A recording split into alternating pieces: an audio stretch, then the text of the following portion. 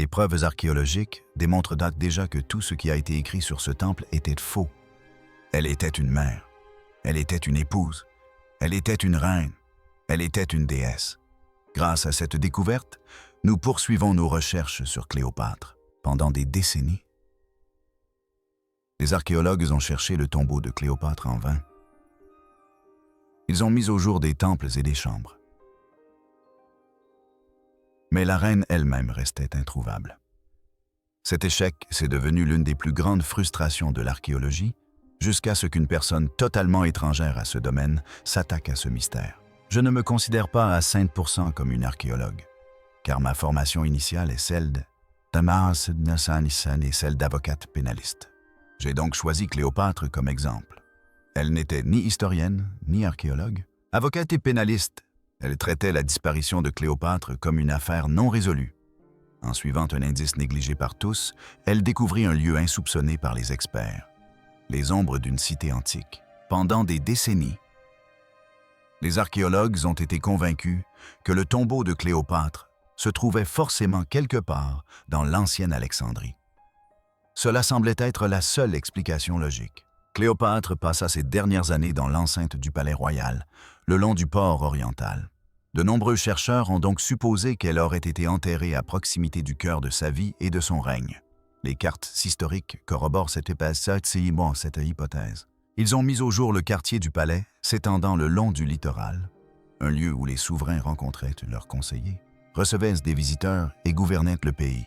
Les premières fouilles se sont concentrées exclusivement sur ce quartier. Les équipes ont dégagé les chambres effondrées, cartographié les fondations brisées et mis au jour des statues d'Isis et d'Osiris, la déesse de la protection et le dieu de la Renaissance, ainsi que des blocs de granit portant des noms royaux, des sphinx sculptés à l'époque de Cléopâtre et des fragments de colonnes qui soutenaient autrefois d'immenses salles de cérémonie. Tout ce qu'ils ont trouvé a confirmé que cet endroit avait été le centre de son univers. Ma première réaction en entrant dans le temple a été de rire, car je savais que j'étais au bon endroit.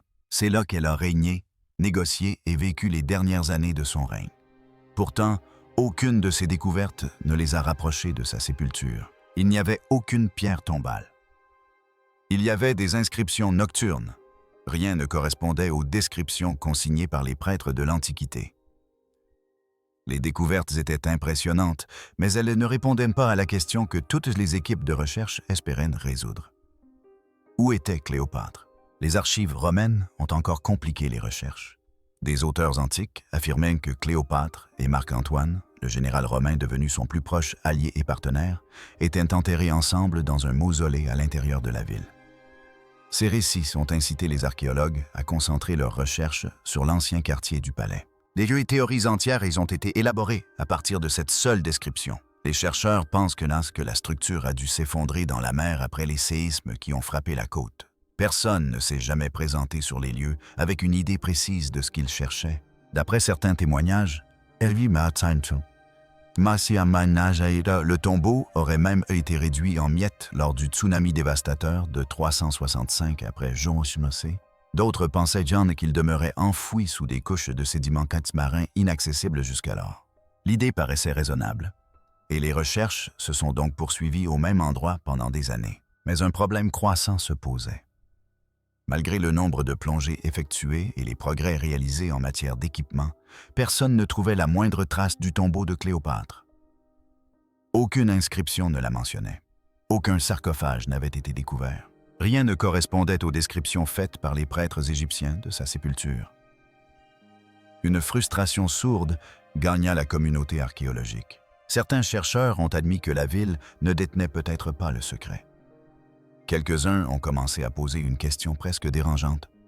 Et si, depuis tout ce temps, on cherchait au mauvais endroit? Ce doute a tout changé. Il a permis à un regard extérieur au monde archéologique traditionnel de voir ce que tous les autres avaient manqué. L'élément extérieur qui a permis de résoudre l'affaire. La percée a commencé de la manière la plus improbable. Au lieu d'un archéologue formé dans les meilleures universités d'Égypte, la personne qui allait changer toute l'enquête était un avocat pénaliste dominicain du nom de Dr. Kathleen Martinez.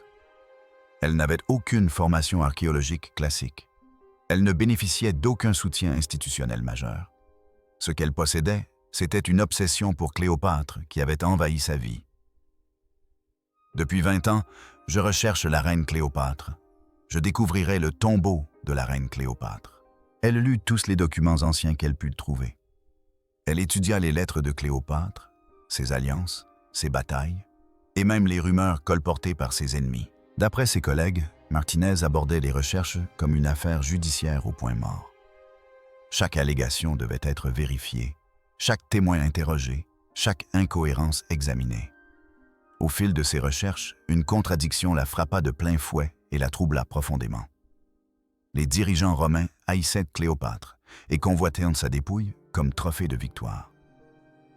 Ils voulaient la traîner dans les rues de Rome et ternir son image.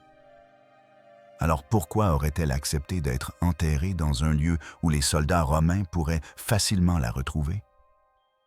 C'était absurde. Martinez était convaincu que Cléopâtre n'aurait jamais offert une telle satisfaction à Rome. Elle pensait qu'elle aurait fait enterrer ses morts dans un endroit que Rome éviterait. Elle a exploré cette hypothèse à travers toutes les sources antiques qu'elle a pu consulter. Plus elle lisait, plus le raisonnement s'affirmait. Cléopâtre avait bâti son identité publique autour de la déesse Isis. Elle s'habillait comme Isis, parlait comme Isis et régnait comme Isis. Même Rome l'a décrite sous cet angle. Si Cléopâtre se considérait véritablement comme Isis, alors ses funérailles auraient comporté un rituel sacré pour cette déesse. Des textes anciens corroboraient cette hypothèse. L'un d'eux décrivait les derniers rites funéraires de Cléopâtre, épouse retournante auprès d'Osiris. Un autre mentionnait un rituel mêlant mort et renaissance. Ces descriptions ne correspondaient à aucun temple connu d'Alexandrie. Elles suggéraient une signification plus symbolique et plus stratégique. Lorsque Martinez rassembla tous les indices, un seul lieu répondait à tous les critères. Taposiris Magna, un complexe de temples situé à 48 km à l'ouest d'Alexandrie. L'hypothèse la plus communément admise concernant ce temple est qu'il n'a jamais été achevé. Tous les érudits s'accordent à dire qu'il n'a jamais fonctionné comme temple. Il était lié à Isis. Il était situé loin du palais, dans une zone où les troupes romaines s'aventuraient rarement. Selon certains historiens, le temple avait autrefois fait partie d'un ensemble religieux plus vaste, associé à la fois à Isis et à Osiris. Martinez était convaincu que Cléopâtre avait effectué son dernier voyage à cet endroit. Elle décida de présenter sa théorie directement en Égypte. Elle rencontra le docteur Zahi Hawass, le puissant directeur des Antiquités. Elle disposait de peu de temps pour exposer son idée. Selon les témoignages, elle parla rapidement et clairement, détaillant chaque indice qu'elle avait découvert. Elle affirma que Cléopâtre s'était cachée intentionnellement et que Taposiris Magna était le seul lieu de sépulture plausible. Sa passion surprit Hawass. Il n'approuvait pas entièrement ses idées, mais il respectait sa détermination. Il lui accorda une saison de fouilles. Elle avait 60 jours pour mener à bien son projet. Elle voulait prouver qu'elle ne poursuivait pas un rêve. Martinez accepta immédiatement. Elle savait que si elle échouait, les recherches sur Cléopâtre prendraient une fin. Elle était également convaincue que si elle avait raison, le monde comprendrait enfin ce que Cléopâtre avait fait dans ses derniers instants. Ce qui s'est passé ensuite à Taposiris Magna a choqué toute l'équipe et a prouvé que le site était très différent de ce à quoi tout le monde s'attendait. Le temple qui n'aurait pas dû avoir d'importance. Lorsque Kathleen Martinez pénétra pour la première fois dans les ruines de Taposiris Magna en 2005, le site lui parut décevant. Les murs étaient dépouillés. La plupart des inscriptions qui ornaient autrefois les surfaces de pierre avaient disparu. Des colonnes brisées, des blocs épars et un silence qui évoquait davantage l'abandon que le mystère antique régnait. D'autres archéologues, avant elle, avaient déjà exploré ces mêmes ruines sans être impressionnés. Ils ne virent rien qui évoquât la royauté. Ils ne virent rien qui reliât le temple à Cléopâtre. Pour eux, Taposiris Magna n'était qu'un sanctuaire oublié de plus, ayant perdu de son importance bien avant la fin de la dynastie thémique. Martinez, lui, ressentait tout autre chose. Elle pensait que l'absence d'informations était le premier indice. Selon certains historiens, les sites sacrés liés à des rituels puissants étaient parfois délibérément laissés sans inscription afin de préserver leur fonction. Elle se demandait si le silence des murs ne recelait pas une histoire jamais lue, Son équipe a entamé les fouilles récentes avec des attentes potisses modestes, des tessons de poterie, des débris épars et des pierres décolorées. Leurs découvertes ont bouleversé toutes les idées reçues sur le temple. En quelques semaines, les ouvriers ont commencé à exhumer des objets qui ont provoqué un choc. Des pièces de bronze à l'effigie de Cléopâtre, des poteries estampillées de symboles de son époque et des bagues gravées de motifs liés à son statut royal. Il ne s'agissait pas de simples indices, c'étaient les traces matérielles de son règne. Chaque artefact racontait la même histoire. Cléopâtre avait laissé sa marque, elle avait des gens ici. Les ouvriers qui manipulaient les pièces exprimaient leur incrédulité. Ils s'attendaient à des miettes. Au lieu de cela, ils détenaient des objets datant directement des dernières années de son règne. Plus les fouilles progressaient, plus les découvertes devenaient insolites. Sous le sanctuaire, l'équipe a mis au jour une série de puits funéraires contenant des dizaines de momies. Certaines avaient de la feuille d'or pressée sur la langue. Selon les égyptologues, cette pratique visait à donner la parole aux défunts dans l'au-delà. Il s'agissait d'un rituel souvent associé au culte d'Osiris. La découverte suggère que Taposiris Magna avait été un centre religieux actif, fortement lié aux croyances en la résurrection. Cela correspondait parfaitement à la dévotion de Cléopâtre envers Isis et à son rôle public d'incarnation de la déesse. Puis survint la découverte qui changea la perception du temple. L'équipe mit au jour des plaques de fondation gravées, enfouies sous des couches de calcaire. Elles étaient écrites en grec et en hiéroglyphes. Les plaques ont permis d'identifier le temple comme étant dédié à Isis. C'était la preuve que Martinez recherchait. Taposiris Magna n'était pas une ruine isolée. C'était un temple d'Isis en activité du vivant de Cléopâtre. On y pratiquait des rituels de renaissance, d'union divine et de protection. Pour une reine qui se considérait comme Isis, c'était le sanctuaire idéal. Pour la première fois, les archéologues disposaient de preuves matérielles attestant que Cléopâtre avait non seulement visité Taposiris Magna, mais qu'elle l'avait peut-être choisi pour des raisons liées à ses derniers jours. Les artefacts, les momies, les inscriptions et les vestiges architecturaux convergeaient tous vers la même conclusion. Cléopâtre avait un lien avec ce lieu que personne n'avait soupçonné auparavant, mais les secrets de surface du temple étaient insignifiants comparés à ce qui se cachait sous ses fondations. Une découverte qui orienta toute l'enquête vers la mer.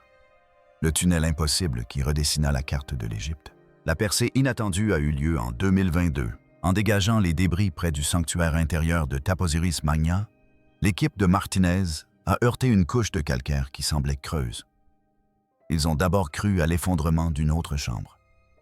Mais en forant la pierre, ils ont découvert un passage inexplicable. Des projecteurs ont été descendus par une étroite ouverture et leur faisceau a révélé des parois sculptées s'étendant loin dans l'obscurité. L'équipe venait de mettre au jour un immense tunnel souterrain creusé à même le calcaire. Long de plus de 200 mètres, il plongeait à 12 mètres sous le temple. Son ampleur était telle que les ouvriers en étaient stupéfaits. Il ne s'agissait ni d'érosion aléatoire, ni d'une fissure naturelle. Quelqu'un l'avait construite.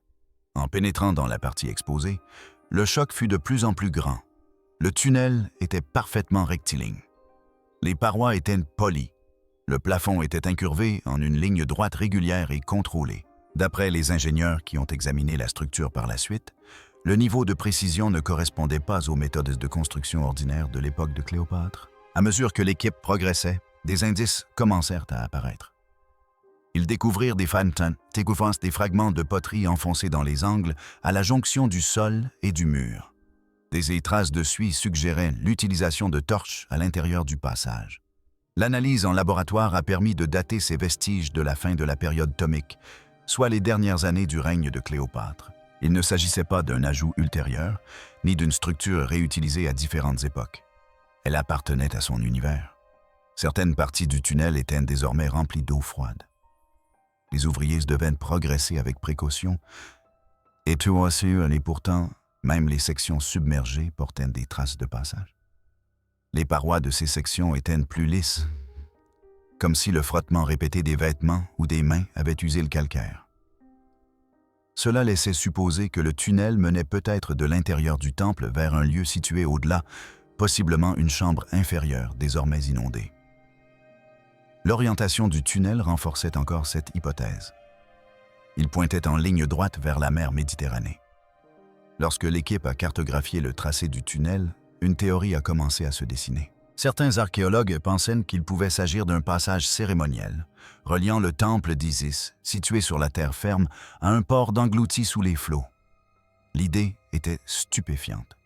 Si elle s'avérait exacte, le cortège funèbre de Cléopâtre n'aurait peut-être jamais emprunté la terre ferme, mais aurait suivi ce passage souterrain précis, resté caché au monde romain. Les preuves ne laissaient qu'une seule piste. Il leur fallait explorer la zone où le tunnel s'arrêtait. Les réponses ne se trouvaient plus à l'intérieur du temple. Elles étaient sous l'eau. Lorsque le tunnel atteignit le rivage et disparut sous la marée montante, Martinez sut qu'elle avait besoin de quelqu'un capable de dévoiler ce qui se cachait sous les vagues, au fond de la Méditerranée. Au fond de là. D'après les informations recueillies, Martinez a contacté directement le Dr. Robert Ballard, l'océanographe qui a localisé l'épave du Titanic. Elle ne s'attendait pas à une réponse de sa part. Mais il répondit et accepta de participer aux recherches. Ballard arriva au large de Taposiris Magna avec un navire de recherche et un équipage habitué à travailler dans des endroits froids et obscurs, restés inexplorés pendant des siècles.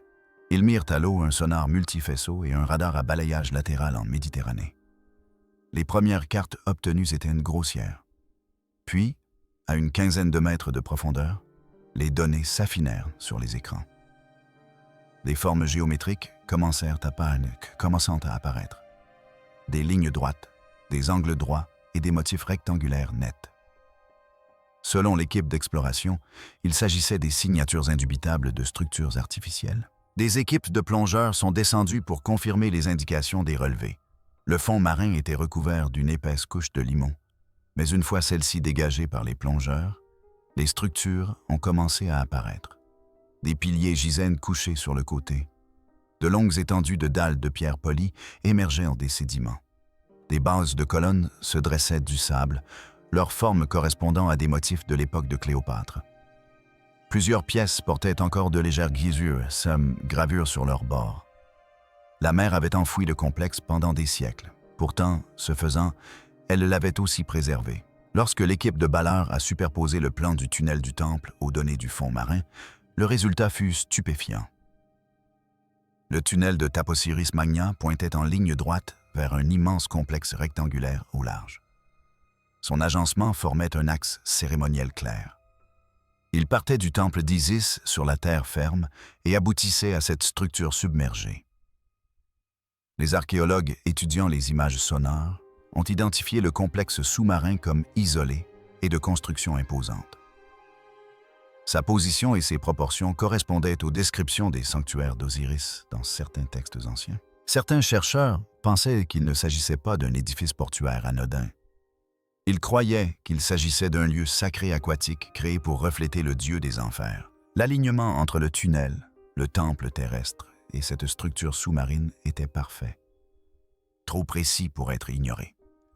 Debout sur la plateforme surplombant le site, Martinez finit par affirmer ce que les preuves indiquaient. Le tombeau de Cléopâtre ne se trouvait pas dans les ruines d'Alexandrie. Elle reposait au large, dans un sanctuaire d'Osiris submergé, caché sous les eaux de la Méditerranée. Le monde entier la cherchait sur terre. La reine, elle, attendait sous l'eau. Mais savoir où Cléopâtre était enterrée n'était que le début.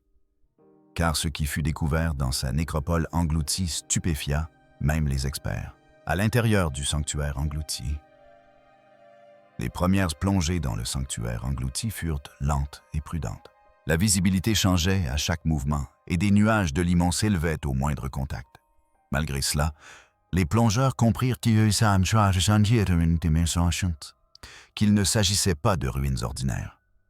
Aux abords du complexe, ils découvrirent des bassins rituels taillés dans du calcaire blanc et des tables d'offrandes polies par des siècles d'érosion. Des statues brisées d'Isis allaitant Horus, le dieu enfant associé à la royauté, jonchaient le sol. Selon certains égyptologues, cette image symbolisait la renaissance et la protection. Les plongeurs s'attendaient à trouver des débris épars. Ils pénétrèrent en réalité dans un lieu qui portait encore les stigmates d'une vie cérémonielle. Plus ils nageaient en profondeur, plus l'endroit s'assombrissait. L'eau, chargée de sédiments, révélait, sous l'eau, des formes incongrues dans un environnement sous-marin, grâce à la lumière de leurs lampes. Au centre du complexe, ils découvrirent une structure effondrée qui semblait être une chambre funéraire. Elle était maintenue par la pression et des couches de coquillages fusionnées à la pierre d'origine. La chambre était encore scellée lorsque les plongeurs passèrent leurs gants sur les bords. La roche dégagea une légère odeur chimique. D'après les rapports, cette odeur provenait d'une résine ancienne qui s'était infiltrée par les fissures et avait solidifié au fil du temps. L'architecture intérieure de la chambre correspondait aux descriptions des textes évoquant les tombeaux d'Osiris. On y trouvait une plateforme centrale destinée à accueillir un sarcophage. Des niches latérales étaient creusées dans les murs. Un étroit canal d'eau longeait le bord de la chambre. Certains chercheurs pensaient que ce canal représentait le fleuve qui aurait conduit Osiris aux enfers. L'agencement était clair. Il s'agissait d'un espace cérémoniel construit dans un but précis et non d'une chambre quelconque emportée par la mer. Le sol de la voûte était recouvert de couches de limon ayant conservé des traces de matière organique. Des échantillons prélevés dans ces couches ont révélé la présence de pollen de lotus, de gouttelettes de résine et de fragments de feuilles d'or. Ces matériaux étaient couramment utilisés pour l'embaumement royal. La présence de pollen de lotus a surpris plusieurs membres de l'équipe, car il se décompose rapidement dans la plupart des environnements. L'eau et les sédiments l'avaient protégé. Cela renforçait l'hypothèse que la crypte avait été scellée intentionnellement. Des fragments hiéroglyphiques ont été découverts incrustés entre les pierres. Certains évoquaient l'union de la déesse et le retour auprès d'Osiris. Ces phrases correspondaient à des textes décrivant les derniers rites de Cléopâtre. Les plongeurs ont également récupéré des fragments d'albâtre en forme de divinité féminine. D'après certains spécialistes, il pourrait s'agir de récipients ayant contenu des parfums ou des huiles déposées autour de Cléopâtre lors de ses funérailles. L'imagerie radar a permis une autre découverte inattendue. Sous une dalle effondrée se trouvait une chambre scellée. La dalle s'était écroulée lors du tremblement de terre de 365 après. G.C. emprisonnant la chambre sous des tonnes d'es de roche. Le tracé radar a révélé une cavité rectangulaire dont les dimensions correspondaient à celles d'une chambre funéraire. Les plongeurs ayant examiné les images ont affirmé que la forme était sans équivoque. Tous les détails convergeaient vers la découverte d'un caveau funéraire royal dissimulé à l'intérieur d'un sanctuaire d'eau sacrée. Tout ce qu'ils avaient découvert racontait la même histoire. Cléopâtre n'avait pas été enterrée à Alexandrie, elle avait été placée dans un sanctuaire construit pour honorer son union avec Osiris et protégée sous la mer. Et lorsque l'on put enfin accéder à la chambre intérieure, les artefacts qu'elle contenait révélèrent les secrets les plus profonds des derniers instants de Cléopâtre. Les objets qui racontent l'histoire finale de Cléopâtre. La chambre forte intérieure était plus petite que ce que les plongeurs avaient imaginé. Lorsqu'ils eurent dû en dégager la dernière dalle de pierre, de l'eau chaude jaillit de l'ouverture, surprenant l'équipe. Elle était de plusieurs degrés plus chaude que la mer environnante. D'après les rapports, des capteurs ont par la suite détecté des traces d'ammoniac et de résine d'embaumement décomposées, piégées à l'intérieur depuis des siècles. Le premier plongeur ressentit une brûlure aux yeux et à la gorge et donna l'alerte. Personne ne parla. Ils comprirent qu'ils pénétraient dans une chambre restée scellée depuis l'Antiquité. Lorsque les projecteurs percèrent l'eau trouble, de fines bandes de tissu flottaient dans le faisceau lumineux. Au premier abord, on aurait dit des débris. Une fois les échantillons remontés à la surface, des analyses en laboratoire ont confirmé qu'il s'agissait de fibres de lin tissées de fils d'or. Ce type d'emballage était réservé aux membres de la famille régnante. Les plongeurs comprirent qu'ils se trouvaient face aux vestiges d'un linceul royal ayant miraculeusement survécu sous les flots.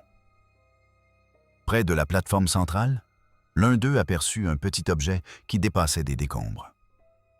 Après avoir soigneusement dégagé les pierres, il découvrit un bracelet en forme de cobra la tête levée. Le métal, noirci par des siècles d'immersion, laissait néanmoins apparaître clairement les contours. Plusieurs historiens affirmèrent par la suite que Cléopâtre avait porté des bijoux ornés de symboles similaires durant ces dernières années. Un silence pesant s'installa dans la chambre, tandis que les plongeurs analysaient ce qu'ils voyaient. Les analyses chimiques effectuées sur les débris au fond de la pièce apportèrent une confirmation supplémentaire. Les pierres étaient recouvertes de safran, de lotus et de bumène.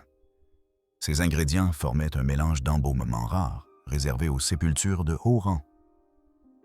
D'après l'équipe, le parfum persistait sur leurs gants longtemps après leur sortie de l'eau. Cela leur rappela que la sépulture qu'ils exploraient n'était pas ordinaire. Le long des niches murales, les plongeurs découvrirent un fragment de diadème endommagé. L'érosion l'avait réduit en miettes, mais le symbole d'Isis en son centre restait visible. 2 statues brisées gisaient près de l'entrée de la chambre. L'une ressemblait à une femme dans la posture associée à Isis. L'autre représentait un homme dans la posture liée à Osiris. Leurs visages avaient été détruits depuis longtemps. Pourtant, leur forme restait reconnaissable. Certains experts pensaient que ces objets représentaient Cléopâtre et Marc-Antoine, ainsi que leur rôle divin. Dans une niche ornée, à droite, les plongeurs découvrirent des vestiges confirmant la fonction de la chambre. Des fragments d'os, scellés dans une croûte minérale, furent délicatement prélevés et envoyés pour analyse. L'analyse ADN révéla par la suite des marqueurs compatibles avec l'ascendance de la lignée de Cléopâtre. Les restes étaient incomplets, mais il s'agissait d'ossements humains, royaux, et ils avaient été délibérément placés dans un espace protégé. La découverte finale fut celle d'un groupe de genres scellés à la résine. À l'intérieur, de petits fragments de papyrus, à peine maintenus ensemble, subsistaient. Les symboles subsistants faisaient référence à des formules tirées du livre de la Révélation au jour. Des auteurs anciens rapportent que Cléopâtre étudiait attentivement ces textes, et la présence de ces fragments suggérait que ces rites funéraires étaient conformes à ses enseignements. Pièce par pièce, la chambre révéla la vérité. Cléopâtre n'avait pas disparu par accident. Selon plusieurs interprétations des preuves, elle avait planifié son enterrement avec une telle précision que Rome n'avait aucune chance de la retrouver. Elle s'était cachée dans un sanctuaire conçu pour refléter l'union d'Isis et d'Osiris, son chemin de vie et de mort.